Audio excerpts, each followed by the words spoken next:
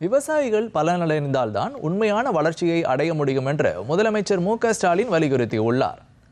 திருவண்ணாமலைக்கு வருகை தந்துள்ள அவர் வேளாண் துறை சார்பில் திருக்கோவிலூர் சாலையில் ஏற்பாடு செய்யப்பட்டிருந்த வேளாண் கண்காட்சியை திறந்து வைத்து உரையாற்றினார். அப்போது வேளாண் துறைக்கு தமது அரசு அளித்து வரும் முக்கியத்துவம் குறித்து எடுத்துரைத்தார்.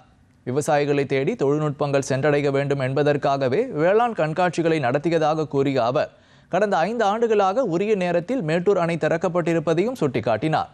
விவசாயிகள் போன்று வேடமிட்டு சிலர் அரசியல் செய்வதாகவும் தங்களது இந்த செயல் மூலம் விவசாயிகளை கொச்சைப்படுத்துவதாகவும் அவர் விமர்சித்தார்.